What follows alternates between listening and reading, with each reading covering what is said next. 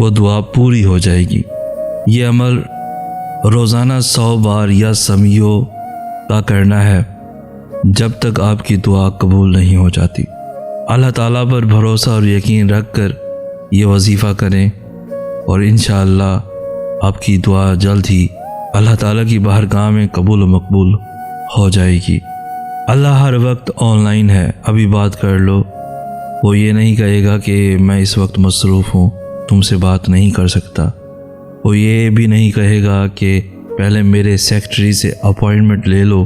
وہ تو ہر وقت تمہاری کال کا منتظر ہے، تمہیں ویلکم کرے گا، خوش ہوگا، تمہارے گناہ بخش دے گا، تم پر رحمت کرے گا، تمہاری دعاؤں کے مقابلے میں کئی گنا زیادہ دے گا، دنیا میں بھی اور آخرت میں بھی۔ تو بھی دیر کس بات کی ہے، بات کرنا شروع کر دو، کیونکہ it is never too late. ملاؤ رابطہ، لائن ڈیڈ ہو جانے سے پہلے، بس یہی ڈیڈ لائن ہے تمہارے لیے۔ کچھ لوگ کہتے ہیں کہ اللہ کو گن گن کر یاد کرنے کی کیا ضرورت ہے۔ یہ بات وہی کہتا ہے جو تسبیح کو جانتا نہیں۔ تسبیح اور ذکر میں فرق ہے۔ تسبیح گنی ہوئی ہے، ذکر انگنت ہے۔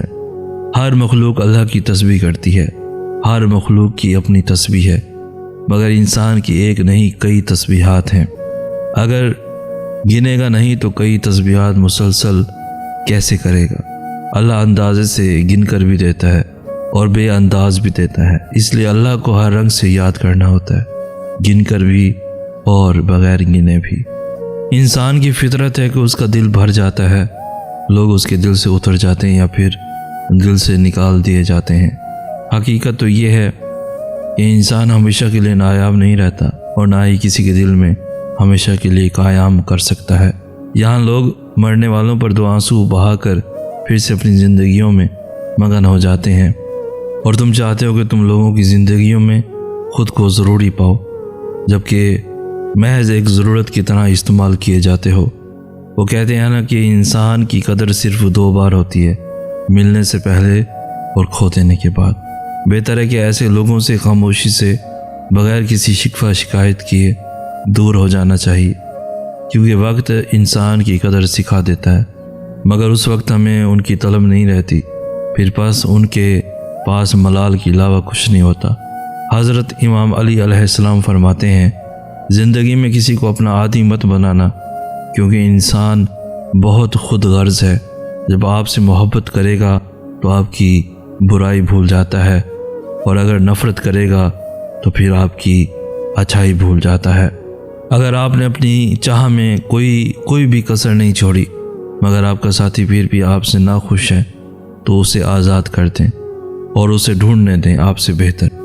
یقین کریں، محبت ٹھکرانے والے کی طرف محبت کبھی پلٹ کر نہیں آتی۔ محبت یہ نہیں کہتی کہ جس سے محبت ہو اس کے قدموں میں گر جاؤ، اس کی اکتاہٹ کے باوجود منتیں ترلے کرنے لگ جاؤ، کسی کو اپنا بنانے کے چکر میں اسے اور بیزار کر دو۔ محبت یہ بھی نہیں کہتی کہ اگر محبت نامحرم سے ہے تو ماں باپ کی حق تلفی کر دو، ان کا سر جھکا دو۔ اللہ کی محبت میں تجاوز کر جاؤ، بہن بھائیوں کا مان توڑ دو اور صرف اپنے نفس کی پیروی میں لگ جاؤ۔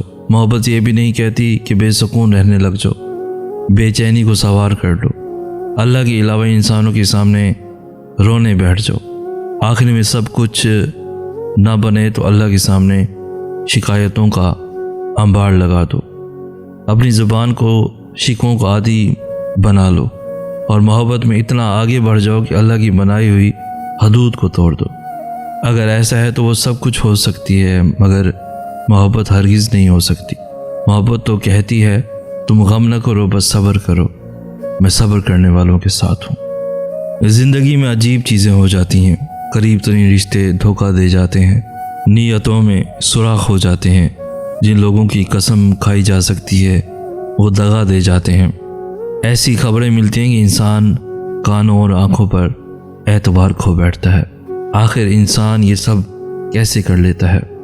اندرونی غم باہر کی جوانی کھا جاتے ہیں اور لوگ بس پوچھنے آتے ہیں کہ چہرے کا وہ رونق کہاں چلا گیا، لیکن چہرہ پڑھتے نہیں کہ انسان اندرونی غم اس انسان کو کھا رہے ہیں جو اس انسان کے اندر دبے پڑے ہیں، جس کا کسی سے بھی ذکر نہیں کر پاتا۔ کبھی سوچا ہے دوسروں کو اپنی باتوں سے حوصلہ دینے والے خود کتنا ٹوٹے ہوئے ہوتے ہیں، دوسروں کو ہنسانے والے خود اندر ہی اندر کتنا رو رہے ہوتے ہیں۔ کبھی سوچنا ان کے بارے میں بھی جو تمہاری خواہشات پوری کرنے کو اپنی خواہشات مارتے ہیں۔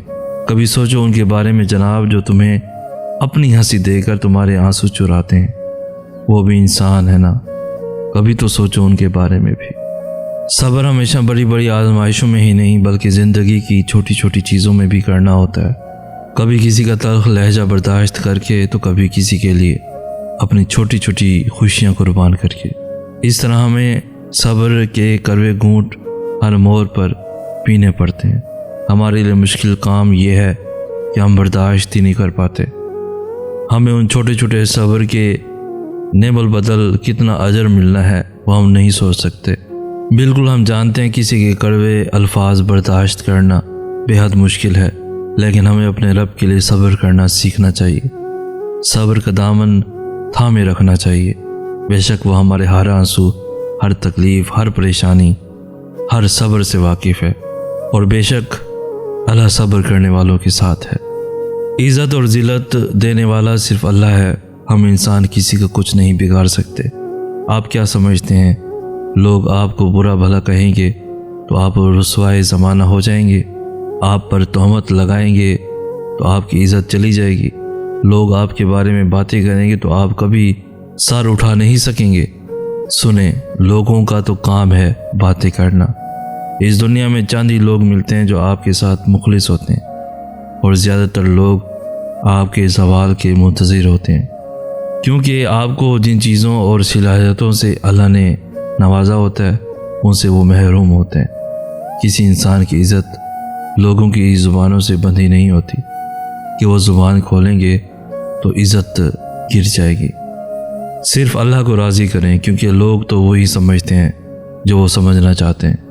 تو پھر یہ وضاحتیں اور دلائل کیسے جس سے آپ کے کردار پر کوئی فرق نہیں پڑے گا؟ اللہ کی مرضی کے بغیر پتہ بھی نہیں ہل سکتا، تو پھر یہ ذلیل اور رسوا کرنے والے اور دنیا کی عدالت چلانے والے انسان کون ہوتے ہیں؟ کسی سے آپ 2 سال سے ریلیشن شپ میں ہو، یا 6 سال سے، یا 10 سال سے، نکاح تو آپ کا وہی ہوگا جہاں اللہ کا حکم ہوگا، جہاں لکھ دیا گیا ہے اپنی مرضی سے۔ غلط رستوں سے اپنے ہم سفر ڈھونڈنے کے چکر میں آپ صرف اپنا کردار اور قیامت والے دن کا اعمال نامہ داغدار کر رہے ہیں۔